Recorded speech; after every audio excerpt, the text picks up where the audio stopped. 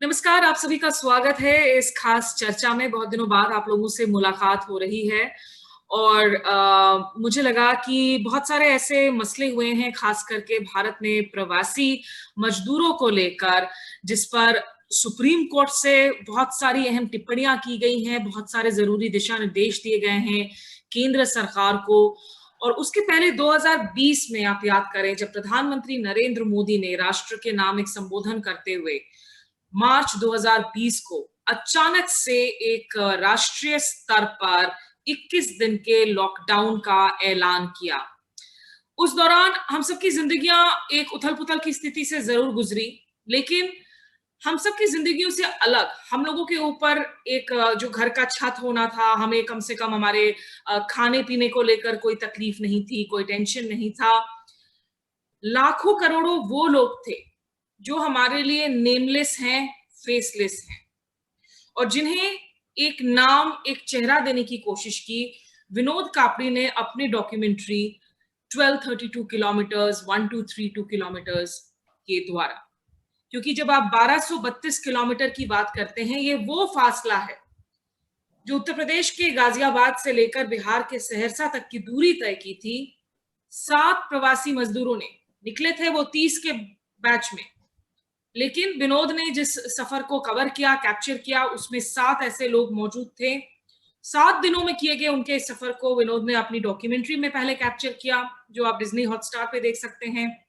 और बहुत सारी ऐसी बातें थी जो कैमरास कैप्चर नहीं कर सकते थे, तो कलम का इस्तेमाल किया गया और विनोद कापड़ी ने इसीलिए उसे किताब में भी जो है आंका है, अपने उन अनुभवों को, उस अनूठे अनुभवों को, जिस दौरान आपको याद हो कि बहुत सारे जो मेन स्ट्रीम मीडिया के चैनल्स थे, उनके एंकर्स अंताक्षरी खेलने में व्यस्त थे।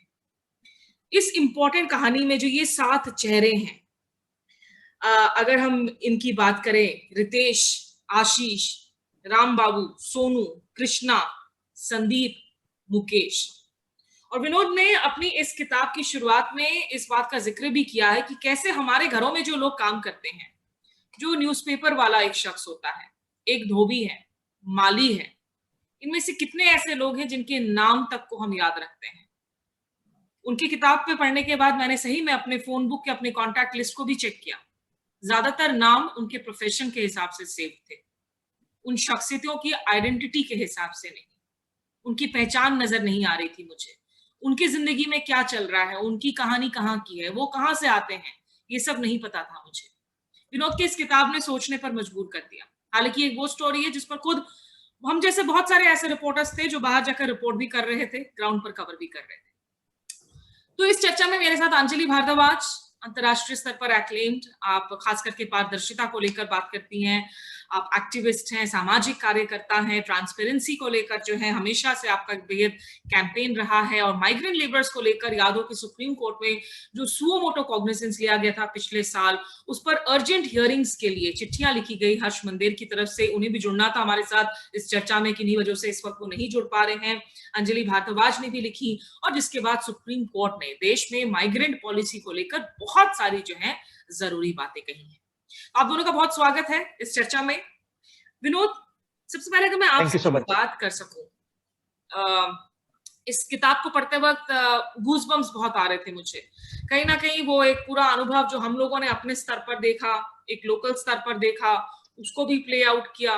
हॉरर वाली उन इमेजेस को भी हम प्ले आउट कर रहे थे। अप्रैल के उस महीने में जब आपने लॉकडाउन के कुछ दिनों के बाद जब तय किया कि आप इन मजदूरों को फॉलो करेंगे, कोई जरा सा भी इल्म था कि मतलब घर में क्या एक कॉन्फ्लिक्ट थी कि भाई ये कोरोना है, इसको आप फॉलो करने के लिए जा रहे हैं, किस तरह की हालत होगी, नहीं होगी, क्या जद्दोजहद चल रहा था आपके दिलो दिमाग में? नहीं, घर में बहुत ज्यादा कॉन्फ्लिक्ट था, क्योंकि हम लोग सब जानते हैं कि जो पहला जो लहर थी कोरोना की, उस पहली लहर में लोगों के मन में खौफ ज्यादा था। भारत में तो केसेस रिपोर्ट कम हो रहे थे और डेथ्स भी कम उस वक्त हो रही थी, लेकिन जो दुनिया भर में जिस तरह से कोरोना को लेकर के खासतौर पे इटली और यूरोपियन कंट्रीज में जो हालात थे, उसके हिसाब से एक खौफ जरूर था। और लोग बिल्कुल उस वक्त चाहे लॉकडाउन होता भी नहीं, लोग घरों से नहीं निकल रहे थे। तो ये बात सच है कि उस वक्त बहुत घर के अंदर एक बहुत ज्यादा विरोध हुआ। मेरी वाइफ साक्षी जो खुद जर्नलिस्ट है, लेकिन साथ में वो ये भी समझती थी कि ये कहानी को कहना बहुत जरूरी है, इस कहानी को डॉक्यूमेंट करना बहुत जरूरी है। और यही मैंने उसको समझाया, और यही मेरा अपना खुद का भी कन्विक्शन था कि मालूम नहीं इस कहानी को कोई डॉक्यूमेंट कर रहा है कि नहीं कर रहा है। और स्मिता, आपको याद होगा, आपने अभी जिक्र किया अंताक्षरी का। दरअसल मैं एक बात बताऊं तो ये जो काम हम लोग या बाकी लोग जो कर रहे हैं, आप जैसे लोग, अजीत रंजन जैसे लोग, या जो भी लोग फील्ड में जा रहे हैं, दरअसल ये काम जो मैंने किया, ये काम मेरा था नहीं। ये किसी भी एक सामान्य से न्यूज चैनल को एक बहुत ही आसानी से इस काम को कर देना चाहिए था कि यार इतने लोग जा रहे हैं, तुम लोग इस जर्नी को ट्रैक करो, और उसी वक्त उसको दिखाना चाहिए। उसको एक साल के बाद भी दिखाने की जरूरत नहीं थी। लेकिन मैंने देखा कि अच्छा, मुझे किन सारी चीजों ने पुश किया, वो ये कि 25 तारीख से लॉकडाउन इम्प्लीमेंट हुआ, 27-28 से लोग, ये हजारों लोग सड़कों पे आ गए थे। और यही वो वक्त था 29-30 मार्च का, जब से न्यूज चैनल में पूरा एक नैरेटिव शुरू हो गया था तबलीगी जमात का। कहानी को कहा जाना चाहिए, और चाहे इसमें जो भी रिस्क हो। तो फिर हम लोग निकल पड़े, और जैसा कि मेरी आशंका थी वही सच साबित हुई। इस कहानी को और ऐसी यात्रा को किसी ने डॉक्यूमेंट नहीं किया। मतलब मेरे पास, मुझे खुशी होगी कि ऐसी और डॉक्यूमेंट सामने आए, इस तरह के और दस्तावेज सामने आए कि किसी ने कहीं से कहां तक की जर्नी की, ताकि देश को पता चले, इस देश के लोगों को पता चले कि उन लाखों करोड़ों मजदूरों के साथ उस दौरान हो क्या रहा था। मैं चाहता हूं कि और कहानियां सामने आए, क्योंकि इस कहानी के किरदार, मैं कहूंगा कि पूरे माइग्रेंट क्राइसिस और जो माइग्रेशन हुआ उस वक्त, उसको रिप्रेजेंट नहीं करते, क्योंकि ये सातों के सातों मेल थे और सातों के सातों यंग थे। लेकिन हमने जो माइग्रेशन देखा है उसमें प्रेग्नेंट लेडीज भी गई हैं, बच्चे भी गए हैं, बुजुर्ग भी गए हैं, 50-70 साल के, 80 साल के लोग भी गए हैं, साइकिल से भी गए हैं, कितनी मौत भी हुई। तो मैं ये नहीं कहूंगा कि ये एक जो किताब है, ये जो बुक है, या जो डॉक्यूमेंट्री है, कि वो पूरी माइग्रेंट क्राइसिस का एक रिप्रेजेंटेशन है, क्योंकि इसमें सिर्फ 7 लोग हैं, और सातों मेल हैं, और सातों यंग हैं। तो ऐसी और कहानियां आती और आए तो और भी मुझे खुशी होगी। हालांकि आपने इस सफर को शुरू करने के पहले जो है, जिस तरह से आपने किताब में जिक्र किया कि आप नोएडा के जब सेक्टर 43 में गए थे, वहां पर प्रेग्नेंट औरत, एक महिला से जो है आपकी मुलाकात हुई थी, मध्य प्रदेश की कमला से मुलाकात हुई थी, एक ऐसी महिला से मुलाकात हुई जिन्होंने अपनी साड़ी को बकायदा जो है, she took it up to her thighs, और आपको दिखाया कि वो राशन लेने के लिए बाहर निकली तो किस तरह से उन्हें डंडे खाने पड़े। तो ये जो पूरा का पूरा माइग्रेंट क्राइसिस में, आप सही कह रहे हैं कि इसमें महिलाएं, बच्चे, जो करोड़ों की तादाद में, लाखों की तादाद में जिन लोगों को हमने सड़कों पर देखा, सी ऑफ पीपल, इनको ये डॉक्यूमेंट करते वक्त, विनोद, अंजलि के पास जाने के पहले एक मैं आपसे जरूर जानना चाहूंगी, ऐसी बहुत सी मोमेंट्स थी किताब में जो मैं पढ़ रही हूँ। एक वो एपिसोड है जिसमें ये लोग अपनी साइकिल को लेकर गंगा नदी क्रॉस करने की कोशिश कर रहे हैं, और जो नाविक है वो उन्हें नाव में बिठाना नहीं चाहते कि पुलिस वाले आकर कहीं उन्हें लॉकडाउन के बीच में फिर थपड़े ना लगाए। जी, आपके दिल पर उस वक्त क्या गुजर रही थी जब इन सारे तमाम इवेंट्स को आप फॉलो कर रहे थे, इस तरह के मोमेंट्स को?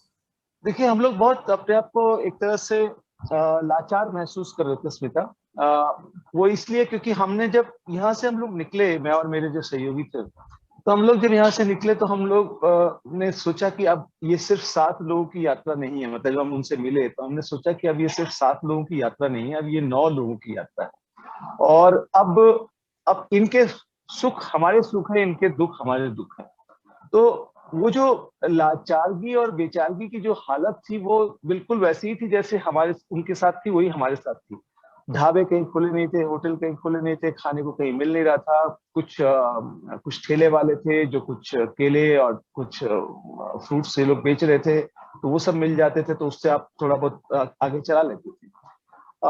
जो बहुत दूसरी तीसरी रात तक जो बहुत ज्यादा तकलीफ वाली बात थी कि इनके साथ क्या हो रहा था, कि वो जो हमारे साथ भी हो रहा था, कि चूंकि हम लोग दिल्ली और गाजियाबाद से आए थे, तो हम लोगों को एक तरह से ना एक अछूत की तरह से ट्रीट किया जा रहा था।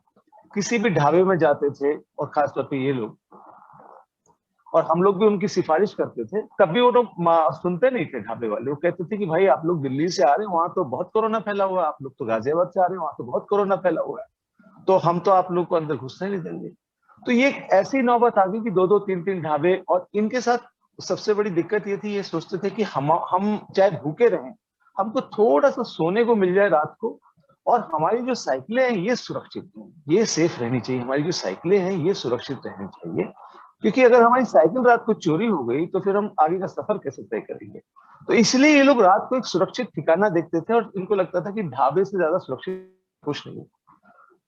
उसी सिलसिले में इनको एक ढाबे वाला मिला जिसका नाम था बंटू पाठक, बिसौली बदायूं में। और उसने, वो बड़े दिल का था, और उसने जो है इनको कहा कि आप लोग ने खाना नहीं खाया हो तो खाना भी खा लो, और आपको सोना है तो सो भी जाओ। तो इन लोगों को बड़ा हैरानी हुई कि ये खाने के लिए बोल रहा है, सोने के लिए बोल रहा है, तो इन्होंने उसको खाने को नहीं कहा। इनको लगा कि अगर हम खाने के लिए बोलेंगे कि हाँ हमको खाना भी दे दो, तो हो सकता है ये भी भगा दे कि भाई मैंने तो इनको अंदर घुसने दिया, अभी तो कुछ बहुत ज्यादा ही मांग रहे हैं। तो वो बेचारे, उन्होंने कुछ नहीं उनसे लिया और कहा कि ठीक है हम सोने की जगह चले जाते हैं। और रात को, और उसके बाद हम लोग अपनी कार में, उसी की जहाँ पे ट्रक थे वहीं पे हम लोग अपनी कार में लेट गए, मैं और मेरे जो असिस्टेंट थे, हम लोग कार में लेट गए। तो इसके बाद की कहानी मुझे नहीं पता, जो कि फिल्म में है, लेकिन बुक में, फिल्म में नहीं है, लेकिन बुक में है। इसके बाद की कहानी मुझे अगले दिन पता चली, जब मुझे सुबह बंटू पाठक ने मुझे बताया कि साहब इन लोगों ने तो रात को बोल दिया था कि खाना नहीं खाना है। मैंने देखा कि इनमें से जो एक लड़का है आशीष, वो रात को अपनी इज्जत से उठा, और हमारा जो, जहाँ पे हम लोगों ने डस्टबिन में खाना पूरा फेंकते हैं हम लोग, वहां से वो कुछ रोटियां, गीली रोटियां और सब्जी ऐसे बटोर रहा था। तो मुझे बड़ी हैरानी हुई, मैंने आशीष को कहा, मैंने कहा भाई इन्होंने तो पूछा था तुम लोगों से। कह रहे हाँ पूछा तो था, लेकिन हम तो यही सोचे थे कि अगर हम इनको खाने के लिए बोलते तो हमको भगा देते। और यही बात उसने बंटू को भी कहा कि हमने सर इसलिए आपको खाने के लिए नहीं बोला, हम भूखे तो थे, लेकिन आप हमको भगा देते फिर कि ये खाना भी मांग रहे हैं, देखो अब सोने की जगह भी मांग रहे हैं, तो ये सब कुछ मांग रहे हैं। तो अब ये कहानी, इस तरह की जो घटनाएं थी, इस पर आपका कंट्रोल नहीं था, इस तरह की जो आप दूर से देख रहे थे और आप कुछ कर नहीं सकते। एक हेल्पलेसनेस, लेकिन मतलब बहुत शब्द कम पड़ जाते हैं इस तरह के इवेंट्स को डिस्क्राइब करने के लिए। अंजलि, गुलजार साहब ने एक बहुत खूबसूरत जो है, बहुत हार्टफेल्ट एक जो कविता उन्होंने पेन की है इस किताब में, जिसकी शुरुआत करते हैं वो कहते हुए कि कुछ ऐसे कारवां देखे हैं 47 में भी मैंने, ये गांव भाग रहे हैं अपने वतन में। और खत्म करते हैं कहते हुए कि खुदा जाने ये बंटवारा बड़ा है या वो बंटवारा बड़ा था। एक ऐसे एग्जॉडस को जिसे पार्टीशन मूवमेंट के साथ कंपेयर किया जाए, आपकी आज की तारीख में जब आप देखती हैं उस लॉकडाउन में, what were the things that went wrong?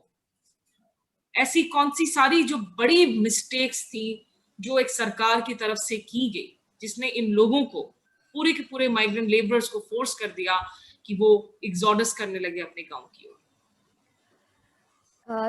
Thank you Smita. और सबसे पहले तो विनोद जी को बहुत बहुत शुक्रिया और बधाई कि उन्होंने इस बहुत इम्पोर्टेंट पूरे मोमेंट को इन हिस्ट्री कैप्चर किया। और जैसे आपने कहा, उसको केवल इस स्तर पे भी नहीं छोड़ा कि माइग्रेंट वर्कर्स, उन्होंने उनके भी नाम को, आइडेंटिटी को उभारते हुए ये जो पूरी एक्सरसाइज की है, आई थिंक दैट हिस्टोरिकली ये बहुत ही सिग्निफिकेंट और इम्पोर्टेंट एक्सरसाइज है। मैं पहले एक दो चीजें कहकर बात शुरू करना चाहूंगी जो कॉन्टेक्स्ट मैं देखती आई हूं अपने काम में पिछले 20-25 साल के।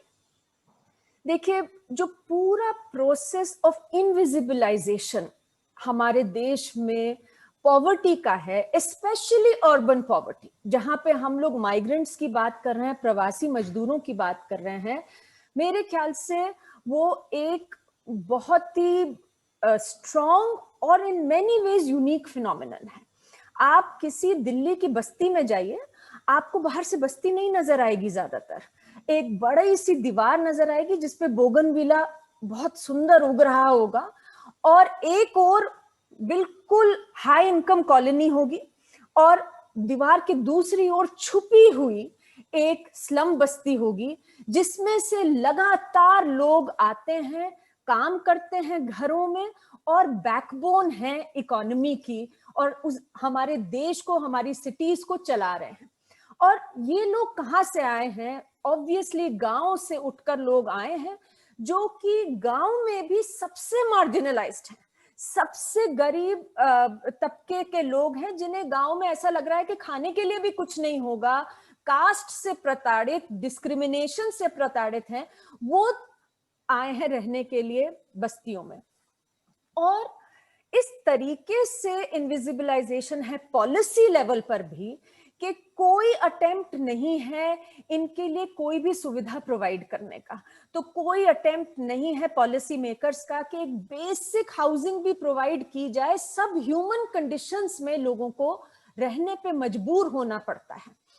ऐसे में जब हमने सुना प्रधानमंत्री जी से कि अब 4 घंटे के बाद विश्व का शायद सबसे हार्डेस्ट लॉकडाउन उन्होंने अनाउंस किया 4 घंटे की मोहलत पे, तो मुझे बिल्कुल भी सरप्राइज नहीं हुआ कि वो उन इनविजिबल लोगों को भूल गए थे। वो पॉलिसी मेकर्स के लिए इनविजिबल सालों दशकों से हैं, और जब हमारे देश में सबसे एक, मैं कहती हूँ कि आपने तो उसको पार्टीशन से भी कंपेयर किया, मतलब इस तरीके का जब स्टेप उठाया गया, बिल्कुल उनका नामो निशान ही नहीं था, सोच ही नहीं थी। और आप केवल प्रधानमंत्री की स्पीच देख लें, अगर उन्होंने कहा कि किसी को डरने की जरूरत नहीं है, घबराने की जरूरत नहीं है, सारी किराने की दुकानें खुली रहेंगी, राशन की दुकानें खुली रहेंगी, एसेंशियल आपको गुड्स मिलते रहेंगे, आप डरिए मत। आप मुझे बताइए, जिन लोगों को हम कहते हैं हमारे देश में 90% लोग अनऑर्गेनाइज्ड सेक्टर में रहते हैं, में काम करते हैं, लॉकडाउन का मतलब सीधा सीधा है, और उसमें कुछ ज्यादा सोचने की बात नहीं है। आपके रिक्शा पुलर हैं, आपके कंस्ट्रक्शन वर्कर हैं, घरों में जाके काम करने वाले लोग हैं, स्ट्रीट वेंडर्स हैं, तमाम इन सब लोगों की जीरो इनकम, जीरो एम्प्लॉयमेंट तुरंत हो गई। तो किराने की दुकान और राशन की दुकान से तो तब कोई कुछ खरीदेगा जब उनके पास पैसा होगा, कुछ आमदनी होगी। तो जब प्रधानमंत्री हमें कह रहे थे कि आपको कोई घबराने की जरूरत नहीं है, मतलब ये सोचने की शायद जरूरत थी कि किन से बात हो रही है। ऑब्वियसली जो जिनकी सारी आशीष और इन सब जो तमाम 7 लोगों की बात की विनोद जी ने अपनी किताब में, उनसे बात नहीं कर रहे थे प्रधानमंत्री। वो इनविजिबल थे और उन्हें कन्वीनियंटली इनविजिबलाइज रखा गया। मुझे बल्कि ये लगता है कि इस पूरे प्रोसेस में पहली बार हमारे देश में ये लोग विजिबलाइज हुए। जब सब घर में बैठे थे तो ये सड़कों पे जब निकले तो इनको देखने पे लोग मजबूर हुए। और अभी भी कोशिश ये है विनोद जी कि ये भुला दिया जाए, क्योंकि अगर आप देखें जब ये पूरा का पूरा माहौल क्रिएट होता है कि ऑल इज वेल, सब ठीक है, अब कोई प्रॉब्लम नहीं है, वो चाहे सॉलिसिटर जनरल बोल रहे हो कोर्ट के अंदर, आपने कहा हम लोग कोर्ट भी गए, दरवाजे खटखटाए, तो पहली बार जब हम लोग, मैं, हर्ष, माइग्रेंट वर्कर्स के मुद्दे को लेकर कोर्ट गए तो सॉलिसिटर जनरल ने आके कहा कि कोई है ही नहीं सड़कों पर। मतलब देखते हुए भी अनदेखा करने की कोशिश जो हुई, और पहली बार अनफॉर्चुनेटली जब हम लोग ने सुप्रीम कोर्ट का दरवाजा खटखटाया तो कोर्ट ने डिसमिस कर दिया मैटर, क्योंकि सॉलिसिटर जनरल ने कहा कि नहीं है, कोर्ट ने कहा नहीं है लोग सड़कों पर। अब जबकि विनोद जी और बाकी लोग उनको डॉक्यूमेंट करते हुए उन्हें दिखा रहे हैं, सब देख रहे हैं, लेकिन कहा गया। तो मुझे ये लगता है कि ये प्रोसेस ऑफ डॉक्यूमेंटेशन जो है ये बहुत ही जरूरी है, क्योंकि अदरवाइज ये जो एक छोटी सी भी अपॉर्चुनिटी, इसको अगर हम इसमें पूरे काले समय में एक रे ऑफ होप भी देखें एज द वन थिंग कि भाई अब कम से कम इतना दुख लोगों ने सहा, तकलीफ सही, तो कम से कम अब देश कुछ तो उनकी ओर गौर करेगा, कुछ उनको एक्नॉलेज तो करेगा उनकी एग्जिस्टेंस को। वो भी खत्म हो जाएगी एवेन्यू, अगर इस तरीके की डॉक्यूमेंटेशन नहीं होगी। तो मैं जब कह रही हूँ कि मैं शुक्रिया अदा करती हूँ विनोद जी का कि उन्होंने ये एक्सरसाइज अंडरटेक करी और ये डॉक्यूमेंट्री और किताब लिखी, मैं इस पर्सपेक्टिव से कह रही हूँ क्योंकि बहुत जरूरी है कि in the entire framework of policy making and even us as a society, मतलब समाज में भी हर एक इंसान को कहीं पर ये जाग कर समझने की जरूरत है, हम सबको, कि आपने जैसे कहा कि ये भी इंसान है और क्या हालात हैं जिसके अंदर हम एज अ सोसाइटी मजबूर हैं, कुछ लोग क्या, मतलब इतनी huge mass of humanity in our country to live in these dehumanised ways. और क्या हमने बना दिया है अपने समाज को कि जब तक अभी आप देखिए दूसरा दौर चल रहा है, दूसरी लहर चल रही है कोरोना की, और लगातार सरकारें कह रही हैं कोई तकलीफ ही नहीं है, कोई प्रॉब्लम ही नहीं है, लगातार सरकारों का यही कहना है।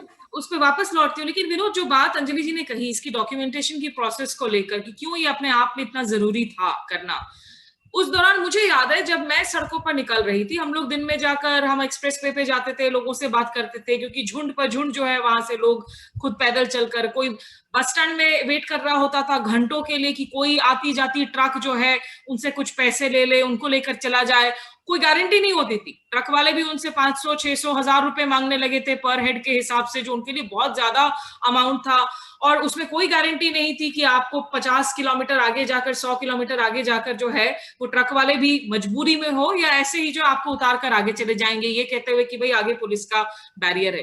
लेकिन विनोद, जो समाज का एक पूरा का पूरा अप्रोच था इस इश्यू पर, वो आपको किस तरीके से दिखा?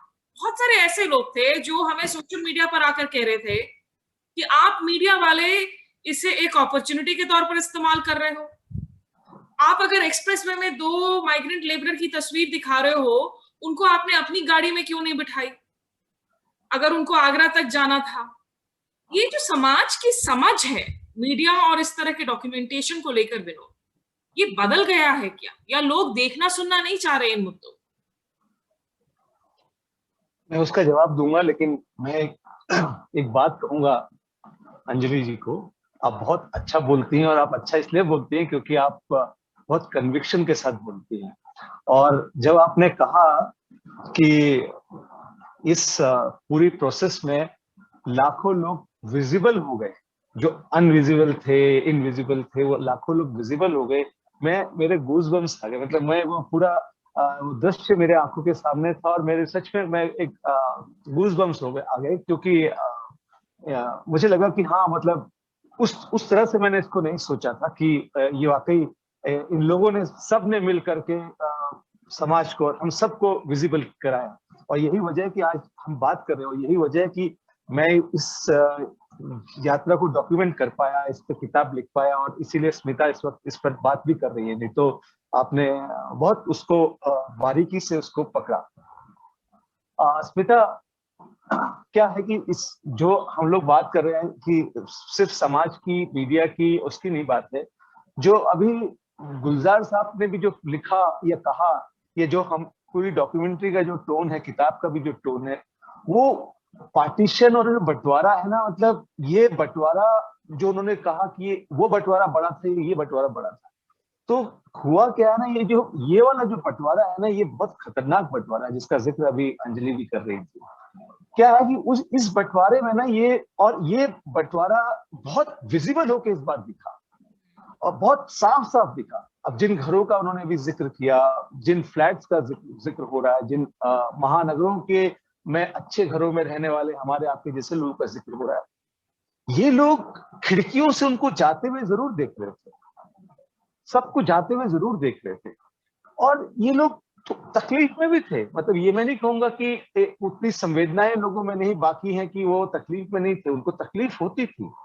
लेकिन हो क्या रहा था, आप जानती हैं, उसी दौरान पे ये जो हमारा देखिए, हम लोग इतने साल से हम लोग इस मास कम्युनिकेशन के काम में है कि हम लोगों को कम्युनिकेट करना है। तो हम लोग जो कम्युनिकेशन का जो हमारा काम होता था या होता रहा है, वो हमेशा ये होता रहा है कि आप एक सच्ची तस्वीर पेश करें, एक ऐसी तस्वीर पेश करें जो हमारे जो घरों में बैठ करके, ड्राइंग रूम्स में बैठ करके जो लोग सोच रहे हैं या कॉफी बना रहे हैं या पिज्जा बना रहे हैं या कुछ भी बना रहे हैं, वो ठीक है बनाएं, वो उनका अधिकार है, उससे कोई उनको मना नहीं कर सकता, लेकिन साथ साथ वो ये भी सोचें कि साहब क्या सही है क्या गलत है। तो हुआ ये कि मैं उसको दोबारा से उसको अंडरलाइन करना चाहता हूँ, क्योंकि जिस वक्त ये सबसे बड़ा मतलब मैं तो ये कहूंगा कि आजाद भारत के बाद का सबसे बड़ा पलायन था ये। आप हम लोगों ने एक पलायन देखा उसके बाद कश्मीर का 90s में, उस पलायन से बड़ा मैं इसको इसलिए मानता हूं क्योंकि 20-25 शहर एक साथ चल रहे थे, 20-25 नागपुर, हैदराबाद, मुंबई, पुणे, नासिक, सूरत, जयपुर, अंबाला, मतलब कौन से शहर नहीं थे, जालंधर। और इतने बड़े पलायन पर हम क्या कर रहे थे, एक राष्ट्रीय media, national main stream media क्या कर रहा था। आप पूरा वो वक्त उठा के देख लीजिए, 1 अप्रैल से लेकर के जिस वक्त सबसे ज्यादा पलायन हो रहा था, टेलीविजन के जो मेन स्ट्रीम, जो घरों में बैठकर के लोग देख रहे थे, इससे राय बना रहे थे कि कोरोना कहाँ से आ रहा है, कैसे हो रहा है, वो दिखा रहे थे कि साहब तबलीगी जमात का वो मोहम्मद साद कहाँ फरार है, वो यहाँ कहाँ फरार है, यहाँ से इतने लोग पकड़े गए, यहाँ से इतने लोग पकड़े गए। 1 महीना पूरा ये चला। उसके बाद ये लोग सब आ गए कि केंद्रीय मंत्रियों ने शुरू कर दिया अपना ट्विटर पे लिखना और अंताक्षरी के वीडियो पोस्ट करना, तो उसके बाद अंताक्षरी शुरू हो गई। तो आप समझिए कि जो जिनका काम है कि वो इस देश की चेतना को जगाए, पेरे आपके जैसे लोग और ऐसे लाखों लोग हैं जिनका काम ही यही है कि वो उनको देश की चेतना को जगाना है।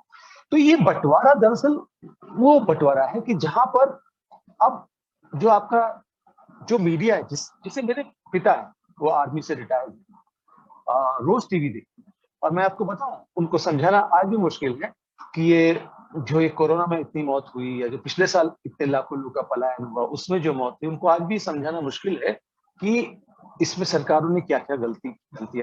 उनको मैं नहीं समझा पाता, मेरे पिता।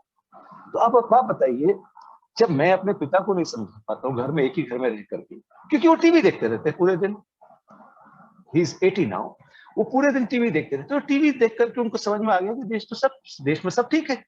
और ऐसे ही लोग, और ऐसे बहुत सारे पिता हैं, ऐसे बहुत सारे लोग हैं। तो एक तो ये बात थी।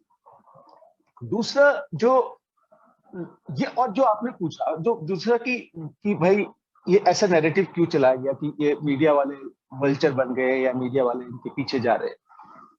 आपको पता है कि एक पूरा वर्ग है, पूरी अच्छी खासी पूरी सेना है, जो जब भी इस तरह का क्राइसिस होता है तो उस क्राइसिस को, जो लोग उस क्राइसिस को सामने ला रहे हैं, उस क्राइसिस जो लोग सामने ला रहे हैं उनको कैसे डिमीन करना है, उनको कैसे उनकी जो काम कर रहे हैं उस काम को खराब करना है। तो ये पूरी एक्सरसाइज है, और वो पूरा अभियान व्हाट्सएप के जरिए, टेलीविजन चैनल्स के जरिए आता है, और मेरे पिता जैसे लोग देखते हैं और उस कहते हैं कि हाँ सब बहुत अच्छा है, मतलब ये सब लोग गलत है, मतलब नहीं करना चाहिए। तो ये है, एक दिक्कत है। से हम तभी जूझ पाएंगे जब हम अपने अंदर की जो है साख की समस्याओं को भी हम गंभीरता से ले। अंजलि जी, थोड़ा सा अगर मैं अब आज की मौजूदा हालत की बात करूं, हर्ष जी ने, आप लोगों ने सुप्रीम कोर्ट में जो बातें रखी हैं, और आप लोग बार बार आर्ग्यूमेंट कर रहे हैं कि कम से कम एक 7,000 रुपए का ट्रांसफर हर मंथ जो है हाउस होल्ड्स को होना चाहिए, एक मिनिमम वेज ट्रांसफर होना चाहिए, free food transfers universal scheme के तहत, एक्सपैंडेड पब्लिक डिस्ट्रीब्यूशन स्कीम के तहत होना चाहिए। जो केंद्र सरकार की तरफ से इस माइग्रेंट क्राइसिस से जूझने के लिए जो तमाम खर्च की गई, वो हमारी जीडीपी का शायद 1% हिस्सा से भी कम था। किस तरह का प्रोपोर्शनल रेस्पॉन्स होना चाहिए था? और इसमें क्या आपको लगता है कि अलग अलग राज्यों ने जो उनकी क्षमताएं थी, जिस हिसाब से वो काम कर सकते थे, उसमें भी बहुत सारी खामियां देखने को मिली? बिल्कुल स्मिता, अगर हम लोग जो बात विनोद जी ने भी कही उसको समझते हुए जो रिस्पॉन्स रहा है और जिस तरीके की हम सरकार का भी रवैया देखते आए हैं, अगर उसे देखें, देखिए हमारे देश में वैसे ही प्रोपोर्शन ऑफ जीडीपी कितना स्पेंड होता है पब्लिक हेल्थ पर, कितना स्पेंड होता है एजुकेशन पर, कितना स्पेंड होता है फूड सिक्योरिटी के ऊपर, वो बहुत ही कम है as compare to what the figures, if you look at our demographic figures, अगर देखा जाए तो मतलब वो इनइक्वालिटी जो है वो जीडीपी के एक्सपेंडिचर में भी नजर आ रही है। अभी जो कल सुप्रीम कोर्ट का परसों जजमेंट आया है एक्स ग्रेशिया कॉम्पनसेशन के लिए, उसमें ये मांगा गया था कि 4 लाख रुपए ऐसे लोग जो कि कोविड से जिनकी मौत हो गई है उन्हें दे दिए जाएं। तो सरकार ने कहा कि इसके फिस्कल इम्प्लीकेशंस हैं, हम नहीं दे सकते। अब आप सोचिए, simple back of the envelope आप कैलकुलेशन करिए, 4 लाख लोग और आप परिवार, उनको आप 4 लाख रुपए दे देंगे, मतलब हमारी सरकार कह रही है कि हम नहीं दे सकते, हमारे पास बजट नहीं है।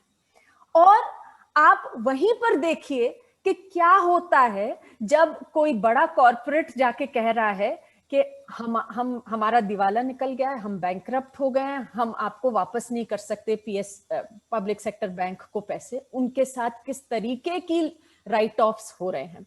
तो I think what is happening is very clearly that हम ये देख रहे हैं कि जो हमारा रिस्पॉन्स है वो कितना डिस्प्रोपोर्शनेट है और कितना डिस्कनेक्ट है in the lived reality of our country and how we are imagining and making policy. अब सीधी सी बात है, और इसमें कोई रॉकेट साइंस है ही नहीं। कोई इंसान जो कि कमा रहा है और अपने परिवार को चला रहा है, दिल्ली में, महाराष्ट्र के किसी मुंबई में या कहीं और छोटे टाउन में भी, अलीगढ़ में, जब लॉकडाउन होता है उनके पास कोई इनकम का साधन नहीं रहता। सबसे पहली क्या 2 तकलीफें उन्हें समझ में आती हैं। एक कि मैं कल से क्या खाऊंगी और अपने परिवार को, अपने बच्चों को क्या खिलाऊंगी। दूसरी कि ज्यादातर माइग्रेंट वर्कर्स, प्रवासी मजदूर जो हैं, वो आकर कोई घर खरीद के तो रह नहीं रहे, वो कहीं पर चाहे झुग्गी भी है उसके कुछ 3-4 हजार रुपए महीना देकर वहां रह रहे हैं। तो सबसे पहली चीज समझ में आती है कि कल से ना कुछ पैसा कमा पाऊंगी मैं और ना मैं वो रेंट दे पाऊंगी, तो मतलब मैं और मेरे बच्चे बेघर हो जाएंगे। तो बीमारी है तो कोई ऐसा पब्लिक हेल्थ इंफ्रास्ट्रक्चर बनाया नहीं गया इस देश में कि मैं तुरंत जाऊं और मुझे कुछ इलाज मिले, तो मुझे पैसे चाहिए हैं इलाज के लिए। तो 2 सिंपल चीजें बोली गई सुप्रीम कोर्ट में तो माइग्रेंट वर्कर्स के केस में। एक ये कि आप फूड सिक्योरिटी नेट को बढ़ा दीजिए। शुरू से लड़ाई यही रही है कि हमारे जैसे देश में जहां पर इतनी बड़ी संख्या, proportion, not only just numbers but proportion of people are living in poverty or on the brink of poverty। अब आप ये समझिए कि हम पॉवर्टी लाइन बनाते हैं और हम कहते हैं दिल्ली में पॉवर्टी लाइन है 1 लाख रुपए महीना की। तो अगर किसी परिवार 1 लाख रुपए से ज्यादा कमाते हैं, वो गरीब नहीं है दिल्ली में। अब 8,000 रुपए महीने पे दिल्ली में कोई क्या गुजर बसर कर सकते हैं, ये सोचने की बात है। और कई ऐसे लोग हैं जो कि किसी ना किसी तरीके से 10, 15, 20 हजार रुपए भी महीने के कमा लेते हैं, लेकिन जैसे ही लॉकडाउन हो, जैसे ही बीमारी हो, वो 0 पे चली जाती है। तो पॉवर्टी की जो पूरी परिभाषा है वो ही हम ठीक नहीं कर पा रहे हैं, और ऐसे में हम सोच रहे हैं कि लॉकडाउन इंपोज हो। और सेकेंड वेव में जहां पे आपने कहा, वहां पे तो अब कहा जा रहा है नेशनल लॉकडाउन ही नहीं है, स्टेट्स का लॉकडाउन है, तो स्थिति गंभीर ही नहीं है। विनोद जी ने जिन लोगों को फॉलो किया वो इसलिए फॉलो किया क्योंकि इंटरस्टेट बसेस और ट्रेन्स को बंद कर दिया गया था। इस बार सरकार कह रही है कि क्योंकि आपको नजर नहीं आ रहे लोग साइकिल पे जाते हुए, चलते हुए, इसलिए कोई प्रॉब्लम ही नहीं है।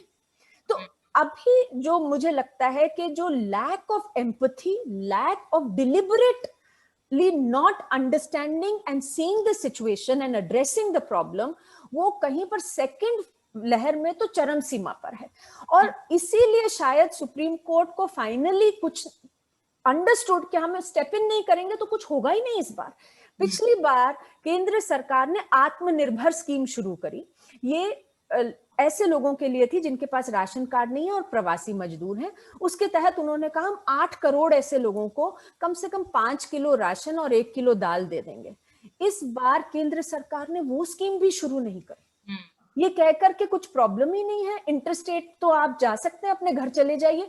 और जो आपने बात कही, एक एक इंसान को 5-5 हजार रुपए मांगे जा रहे हैं, क्योंकि मालूम है कि आपदा है, तो उनको वापस जाने के लिए, ट्रेन में बैठने के लिए, एक बस में बैठने के लिए इतना पैसा मांगा जा रहा है जो कि उनकी सेविंग नहीं है जितनी।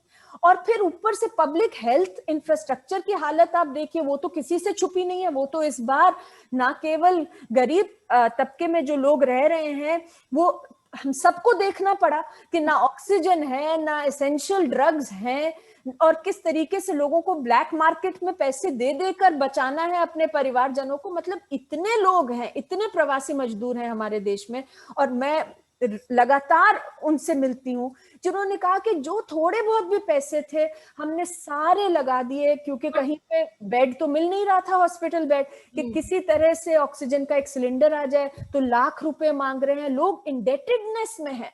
और जो खाई है, जो ये हमारी पॉवर्टी लाइंस की खाई है, वो और गहरी होती जा रही है। ऐसे ही भारत की जो विकास दर की गति है वो बेहद धीमी पड़ गई है प्री पैंडेमिक से ही। आप 2019 में ही देखिए जो फॉल हुआ है, और नंबर्स घट गए हैं अंदर। आप देखिए अजीम प्रेम जी की जो स्टडी है, और बाकी भी यूनिवर्सिटी से जो स्टडी निकल के आ रही है, कह रहे हैं कि 230 million new people have slipped into poverty in the last 1 year। मतलब 23 करोड़ लोग हमारे देश में, स्टडीज बता रही हैं, रिसर्च बता रही है, have slipped into poverty। तो मतलब ऐसे में instead of actually expanding the social security net, food security net, सरकारें कह रही है पिछली बार जैसी आपदा नहीं है, इसलिए छोड़ दीजिए, हमें किसी को कुछ करने की जरूरत नहीं है। और यहीं पर जो है मीडिया की भूमिका और ज्यादा जरूरी हो जाती है, कि ताकि जिन चेहरों को आपने विजिबल किया विनोद, उनको वापस से इनविजिबल करने की एक कोशिश चल पड़ी है कि उनको कैसे इनविजिबल भी कर दे और साथ ही साथ अपना पलड़ा भी झाड़ दे। लेकिन विनोद, एक अगर आप अपने अनुभवों को आज देखते हैं, जिन बातों का जिक्र अंजलि जी कर रही थी, आपने अपनी किताब में जिस तरह से दर्शाया है कि जब रितेश के साथ आपकी फोन पर बातचीत हो रही थी, जब उसमें सफर की शुरुआत के पहले की जो बातचीत हुई, आप उसे 5,000 रुपए देना चाह रहे थे कि वे महीने का राशन कम से कम आ जाएगा, और उन लोगों ने कहा कि अगर हमें भीख नहीं मांगना है, हम मजदूरी दिहाड़ी हम इसीलिए कर रहे हैं क्योंकि हमें इज्जत से जीना है, तभी हम आए थे। आप आज जब लुक बैक करते हैं विनोद, 1 साल पहले जो हुआ या अभी जो हुआ, आपको क्या लगता है कि नीतियों में एक तो सॉल्यूशंस की कमी है, दूसरा a solution which also gives dignity to the labour force, उसकी भी कमी नजर आती है? कौन सी ऐसी चीजें थी जो बेहतर हो सकती थी विनोद? मैं तो एक बात ही कहूंगा स्मिता, वो ये कि जितना अभी मैंने 2-3 मिनट अंजलि जी को सुना, और इस कम्युनिकेशन के काम में होने के बावजूद कुछ तथ्यों के बारे में मुझे भी जानकारी नहीं थी अभी जो मैंने कुछ सुना, तो मैं तो बस इतना कहूंगा स्मिता कि जो अंजलि जैसे लोग या हर्ष मंडल जैसे लोग जो ये काम कर रहे हैं और जो बातें सामने ला रहे हैं, ये जो बातें हैं ना स्मिता, अगर ये बातें आम इंसान तक पहुंचने लगे, आम लोगों तक पहुंचने लगे, तो उसका भी एक बहुत बड़ा असर होगा। मेरा ये मतलब यकीन है, मैं दावे के साथ ये कह सकता हूँ। लेकिन दिक्कत क्या हो रही है कि अब देखिए 4 लाख लोगों को 4 लाख रुपए, आप 4 लाख लोगों को आप 4 लाख रुपए नहीं दे सकते, जैसा उन्होंने जिक्र किया, उसके बारे में जानकारी दी, लेकिन जो कहाँ पे वो सब कर रहे हैं। अब ये इस बात को कहने के लिए आप ये बात जो एक गलत नैरेटिव बना करके व्हाट्सएप मैसेजेस से और टेलीविजन के जरिए पहुंच रहा है, आप बताइए ना। इस वक्त मेरे ख्याल से आपके मेरे परिवार में, अंजलि जी के परिवार में दूर दूर तक मतलब तमाम ऐसे लोग होंगे जिन्होंने अपने परिजनों को खोया है इस पूरी आपदा में। उन तक ये बात पहुंचनी बहुत जरूरी है कि ये सरकार आपको लेकर के कितनी इनसेंसिटिव हो रही है। तो अब नीतियों की बात, उसके पॉलिसी मेकर्स के नैरेटिव में ये बात कैसे आएगी? क्योंकि उसको भी पता है कि पॉलिसी मेकर को पता है कि साहब ये जो आम आदमी है ये तो अलग ही अफीम पी के घूम रहा है, और बिहार चुनाव उसका एक बहुत बड़ा उदाहरण है। जो मेरे साथ, मैं तो इनके साथ गया, ये सातों लोग जिस वक्त ये लोग उस सफर पे थे, और वहां जब तक ये पहुंचे, उस सफर तक रहते हुए इन लोगों ने लगातार मुझसे कहा और ये कहा कि साहब मौका मिलेगा तो हम इस नाम मैं नहीं लूंगा, इस अमुक इंसान को हम ऐसा कर देंगे, उसको हम ऐसा कर देंगे, उसको चौराहे पे लेके जाके ये कर देंगे, ये कर देंगे। इतना गुस्सा भरा। लेकिन 5 महीने 6 महीने के बाद जो वहां पे चुनाव हुए, गुस्सा कहाँ गया? गुस्सा हवा इसलिए हुआ स्मिता, क्योंकि वो नैरेटिव बदल दिया गया। और वो नैरेटिव कैसे बदल दिया गया? नैरेटिव बदल दिया गया, उसमें रिया चक्रवर्ती आ गई, सुशांत सिंह राजपूत आ गया। तो जब आप, और जो वोट देने वाला है उसकी, जो जिसको वोट देना है उसको आप बता नहीं रहे हो कि साहब तुम्हारे साथ इतना बुरा हुआ, तो उसको 6 महीने तक याद रखवाने के लिए आपको बताना पड़ेगा, आपको उसकी चेतना जगानी पड़ेगी। मैं हमेशा बार बार उसी शब्द का इस्तेमाल कर रहा हूं, चेतना। और वो चेतना नहीं जगाई गई और आज फिर वही हुआ। और ये जो इस वक्त हो रहा है, ये तो बहुत बड़ा अपराध है। मतलब 4 लाख तो ऑफिशियल फिगर होगी, ये तो 40-50 लाख लोग तक मारे गए हैं। इतना बड़ा जेनोसाइड, मैं तो उसको जेनोसाइड बोलता हूँ, इतना बड़ा जेनोसाइड जिस देश में हुआ हो और लापरवाही से हुआ हो, और उस लापरवाही पर आज भी बात नहीं हो रही, उसकी अकाउंटेबिलिटी पर आज भी बात नहीं हो रही। ये कहां अब पोस्टर लग गए, थैंक यू मोदी जी। अगर और इन पोस्टर्स को बाय किया जा रहा है और इसी नैरेटिव को बाय किया जा रहा है कि साहब बचा दिया देश को, और यही मेन स्ट्रीम में हो रहा है, यही आपके लोगों के कॉन्शियस पे जा रहा है, तो पॉलिसी मेकर्स कहां से कुछ करेंगे? उनको पता है कि साहब ये जो फेक नैरेटिव चला रहे हैं वो लोग खरीद रहे हैं। तो प्रॉब्लम कहाँ है स्मिता? प्रॉब्लम ये है कि जो हमारे जैसे कुछ लोग हैं, ये एक तो इनकी तादाद बढ़नी चाहिए, और दूसरा मतलब अंजलि जैसे लोगों की तादाद और बढ़नी चाहिए, पर साथ में पर ये लोग तो है ना, इनकी जो बात है उस बात को सुना कौन रहा है, दिखा कौन रहा है, बता कौन रहा है? और जो बता रहा है वो कुछ दिनों के बाद एंटी नेशनल हो जाता है, उसके बाद उस पर FIR हो जाती है, जेल चला जाता है। तो अब दिक्कत तो ये हो गई है, मतलब आप कहने वाले लोग नहीं है, उसको बताने वाले लोग नहीं है, तो ये है प्रॉब्लम। तो पॉलिसी मेकर्स मस्त है एकदम, उनको पता है कि हम जो अफीम इनको सूंघा रहे हैं, इसको सूंघ करके सब लोग मस्त है। अंजलि जी, आपको लगता है कुछ भी बदलाव की उम्मीद है इन, क्योंकि ऐसा नहीं है कि कोरोना खत्म हो गया है, अभी भी एक थर्ड वेव की भी बात की जा रही है और लॉकडाउन का सिलसिला आगे भी जो है चलता रहेगा इन डिफरेंट ग्रेड्स। कोई ऐसी lessons that have been learned from the past that are now being translated into action? देखिए Smita, I would like to go back to the point that Vinod ji made about accountability, because finally ये समझ में आ सकती है बात कि पहली दफा जब एकदम से कोरोना वायरस हुआ का प्रकोप हुआ, तो प्रधानमंत्री ने कहा कि हम तो लॉकडाउन कर देते हैं, हमें और कुछ समझ में नहीं आ रहा है, और लॉकडाउन में भी चलिए कि हमें आता नहीं था, पता नहीं था कैसे करना है, तो प्रॉब्लम्स हो गई।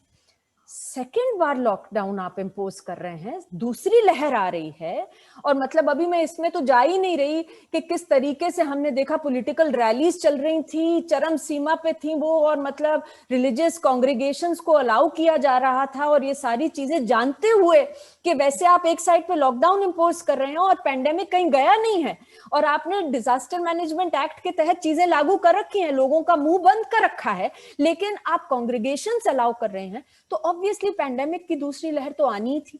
और फिर आप जब पैंडेमिक की दूसरी लहर आती है, जीरो लेसन्स लर्न्ड होते हैं from the first time.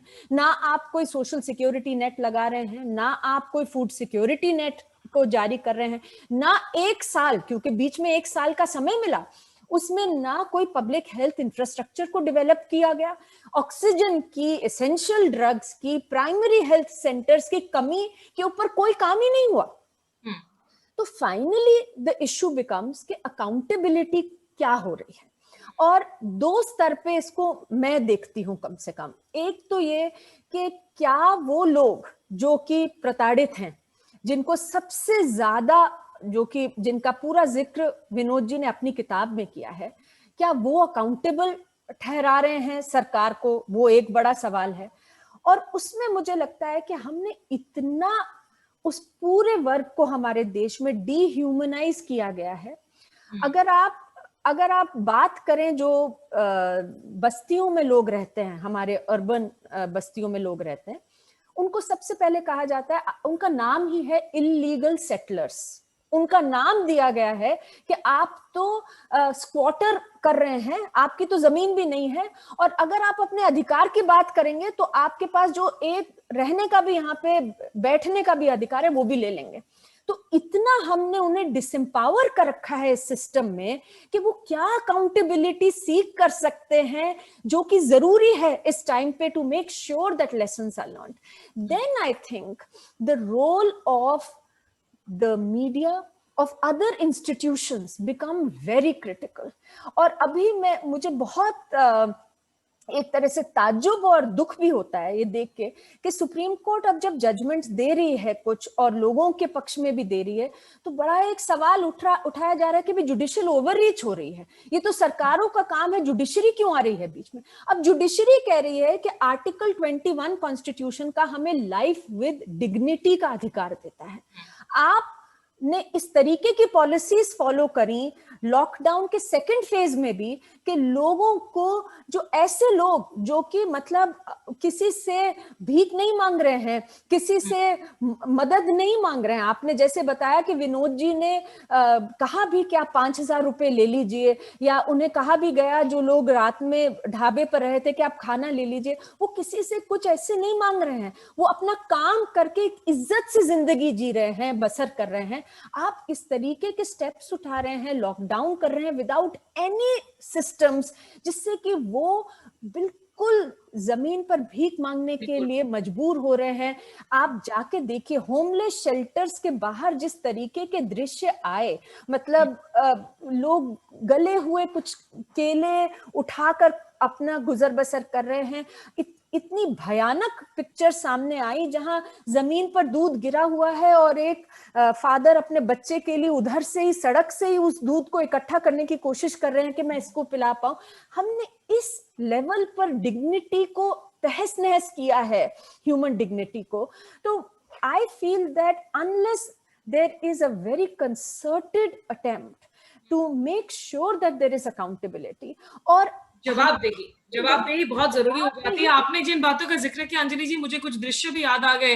Vinod ji, जिस दौरान हम लोग रिपोर्ट कर रहे थे, हम में से बहुत सारे ऐसे लोग थे जो अपने अपने स्तर पर छोटे छोटे कम्युनिटी लेवल की कुछ ना कुछ कंट्रीब्यूशन करने की कोशिश करते थे, जाके फूड पैकेट डिस्ट्रीब्यूट करना हो कहीं किसी स्लम एरिया में, या फिर जो लोग सड़कों पर पैदल चले जा रहे थे।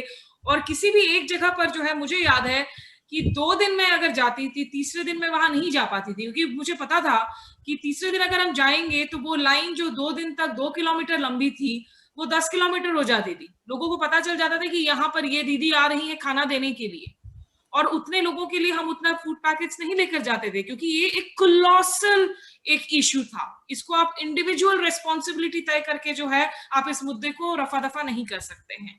आखिरी सवाल आप दोनों से जो मेरे कॉन्वर्सेशन में रहेगा, अंजलि जी आपसे मैं पूछना चाहूंगी कि भारत में इस लॉकडाउन में जो एक और बात बड़ी उजागर हो गई, आपने थोड़ा सा जिक्र भी किया, जब हम फूड सिक्योरिटी एक्ट की बात करते हैं या नेशनल हम मनरेगा की बात करते हैं, ये इन सब का फोकस ग्रामीण क्षेत्रों में रहा है। लेकिन जो अर्बन पुअर हैं, जो अर्बन माइग्रेंट्स हैं, जो शहरी क्षेत्रों में इस तरह के मजदूर हैं, उनकी हालत जो बद से बदतर हुई है, इनके लिए आज किस तरह की एक नीति की जरूरत है? देखिए स्मिता, आपने बिल्कुल सही कहा कि टिपिकली जब हम पॉवर्टी का इमेजिनेशन भी होता है तो लगता है कि सब असली गरीबी तो गांव में है, पर हमने देखा है कि ओवर द डेकेड्स भारत में और भी देशों में, बट डेफिनेटली भारत में, अर्बनाइजेशन ऑफ पॉवर्टी और कितनी गंभीर और मतलब एक तरह से एक्सट्रीम पॉवर्टी हम देखते हैं, जहां लोगों को रहना भी ऐसे सबह्यूमन कंडीशंस में पड़ता है। और आप ये तो बिल्कुल इंट्यूटिव बात है, इतना जमीन का भाव इतना होता है कि बिल्कुल नाले की जो, जहां पर कोई और कुछ नहीं कर सकता, वहां पे ही जगह थोड़ी सी खाली होगी जहां पे कोई रह सकते हैं आके। तो ये जो पूरा प्रोसेस है, इसके ऊपर जितना फोकस हो सके जरूरी है। पॉलिसी मेकर्स को इसको बहुत जरूरी है कि फोकस में लाएं और इसके लिए काम भी करें। और मुझे लगता है कि जो पूरे हमारे कैंपेन्स हैं, वो चाहे राइट टू फूड कैंपेन हो, चाहे राइट टू एम्प्लॉयमेंट का कैंपेन हो, डिफरेंट सोशल सिक्योरिटी के जो कैंपेन्स हैं, उसमें बार बार हम कहते आए हैं कि द फोकस ऑन यूनिवर्सलाइजेशन। क्योंकि जैसे टारगेटिंग की बातें होती हैं, आप खाद्य सुरक्षा में देखिए, टारगेट किया जाता है, तो टारगेट में दिल्ली में केवल 37% लोगों को राशन कार्ड दिए गए हैं। मतलब 72 लाख लोग, जो 2 करोड़ लोग हैं, उसमें से उनको राशन कार्ड मिले हैं। दिल्ली सरकार ने पिछली बार ई कूपन स्कीम चलाई कि हम ऐसे लोगों को दे देंगे जिनके पास राशन कार्ड नहीं है पर वो भूख से प्रताड़ित हो रहे हैं ये लॉकडाउन में।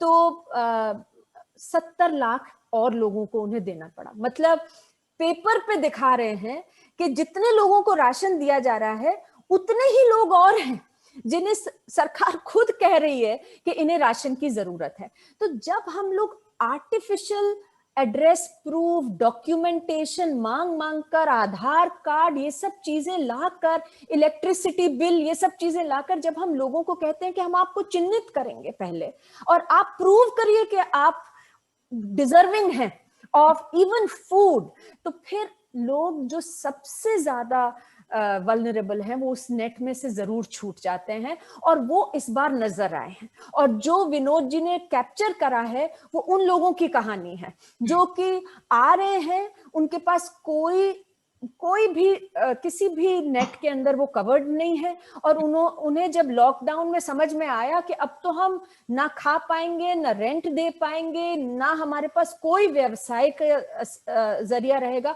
वो अपना बोरिया बिस्तर उठाया, उन्होंने अपने बच्चों को उठाया और निकल पड़े वो सड़कों के ऊपर। तो it is extremely important that at least now there is a focus, real meaningful focus on the nature of poverty that we have in the country.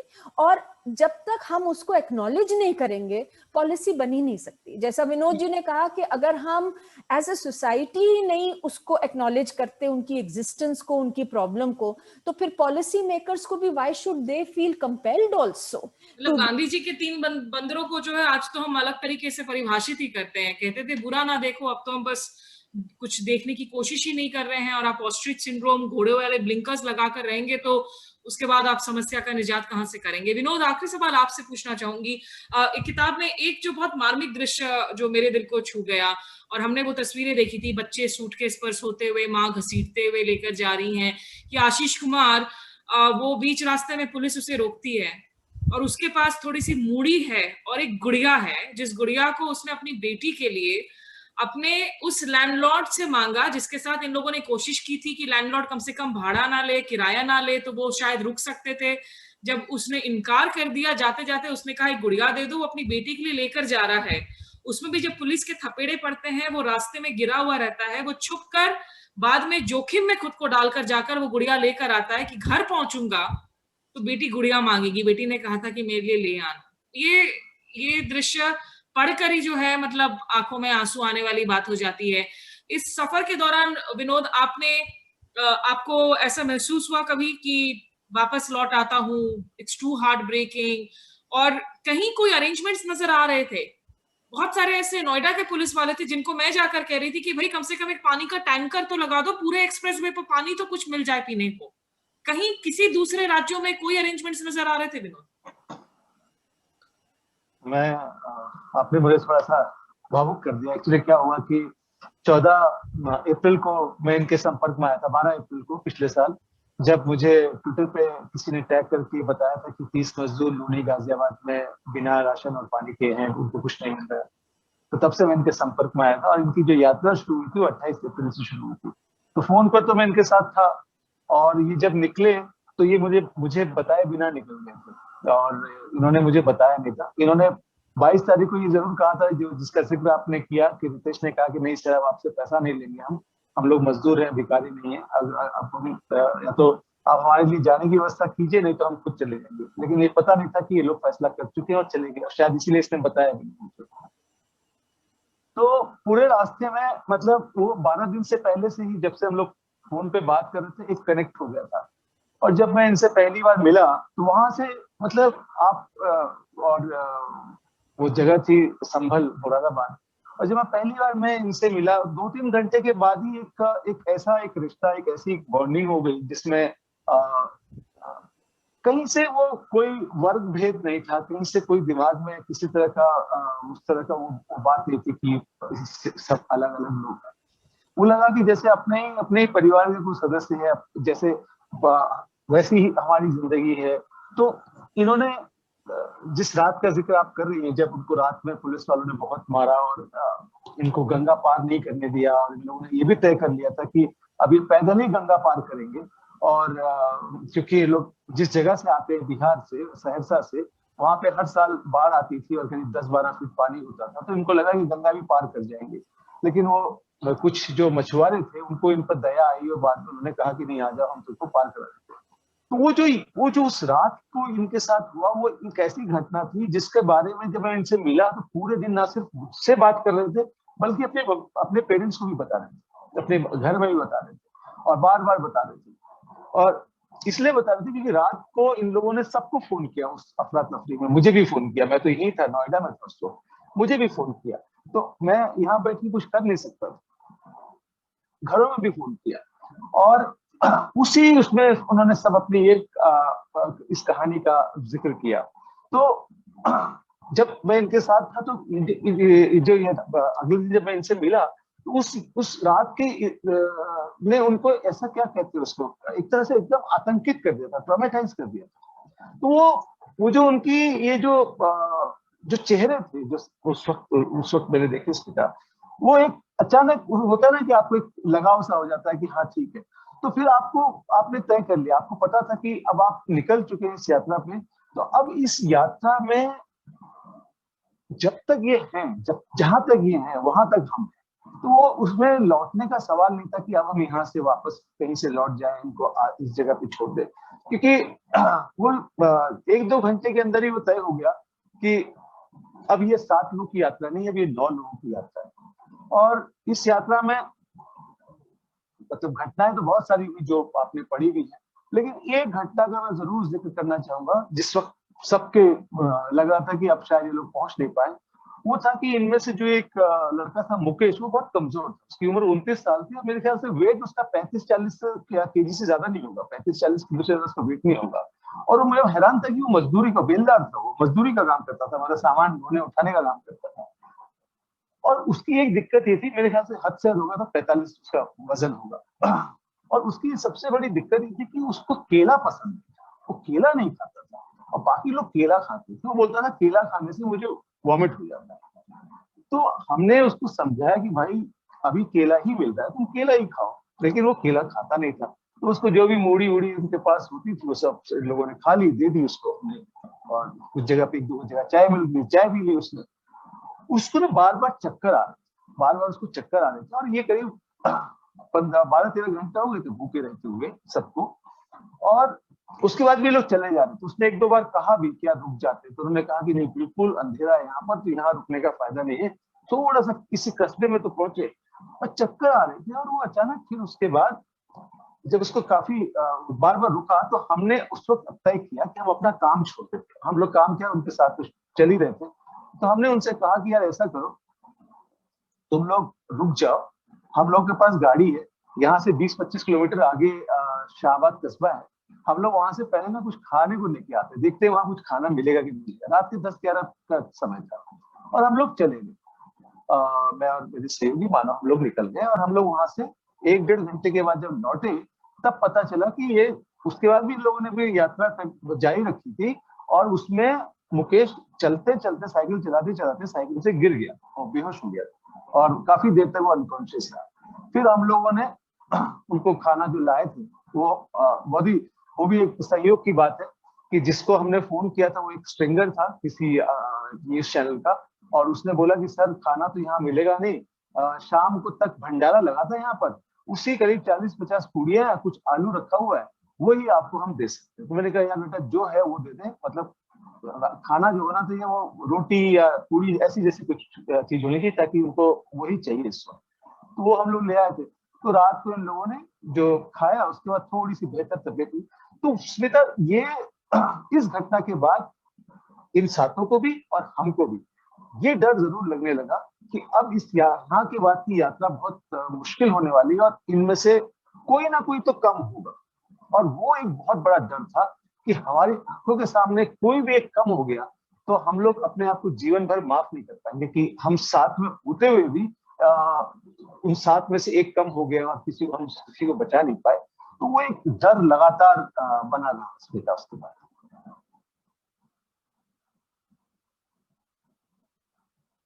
ये एक दौर जो इस देश ने देखा, देशवासियों ने देखा, इन लोगों ने देखा, और ये मुश्किलें खत्म नहीं हुई हैं।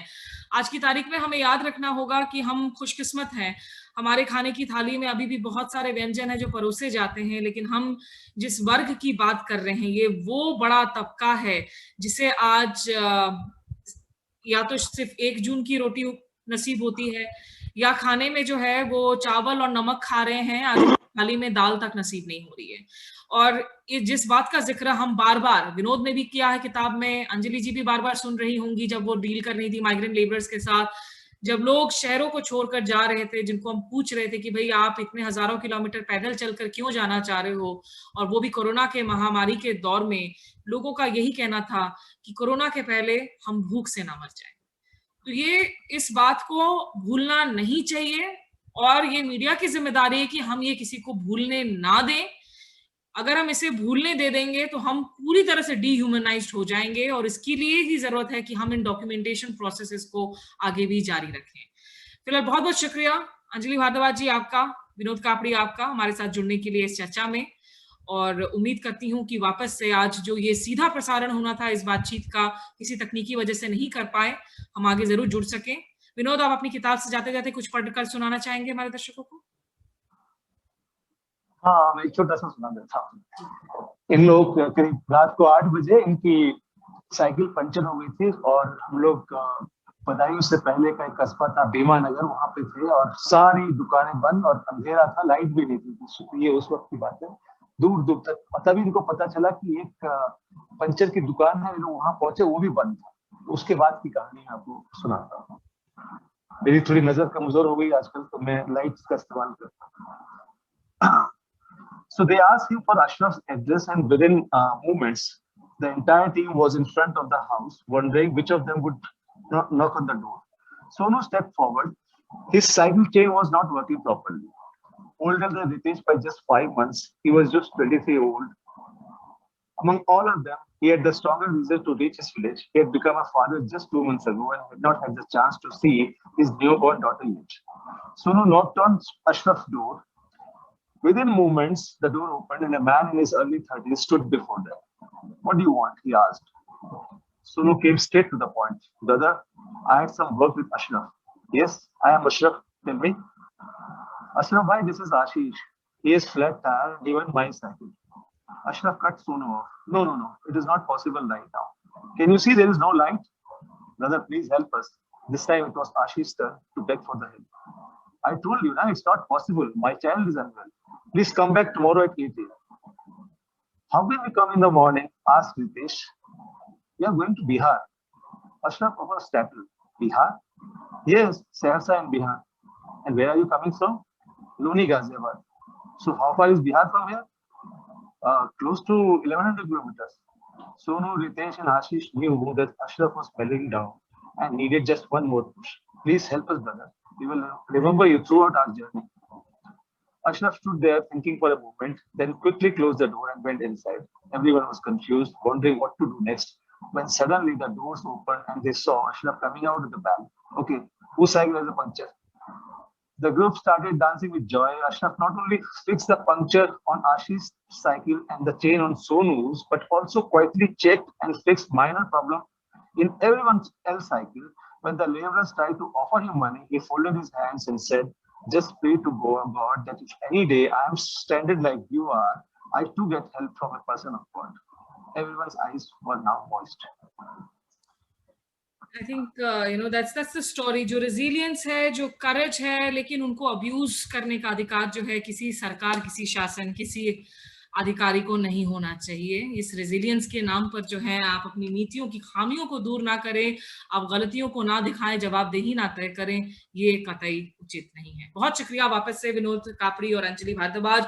1232 किलोमीटर्स जो ये किताब है, ये आप बुक शेल्फ्स पर खरीद सकते हैं। इस डॉक्यूमेंट्री को आप डिज्नी हॉटस्टार पर भी देख सकते हैं। और अंजलि जी को तो जरूर आप फॉलो कर सकते हैं ट्विटर पर, क्योंकि इन तमाम नीतियों को लेकर हमेशा से जिस तरह से वो मुखर रही हैं, आप जैसे आज एक अंजलि नहीं, हमें हजारों लाखों अंजलि की जरूरत है। अंजलि भारद्वाज, सही बात है। धन्यवाद। आप बहुत अच्छा काम कर रही हैं Anjali ji, keep it up really. Thank you Vinod ji, thank you so much. Thanks Smita. Thanks to all who watched.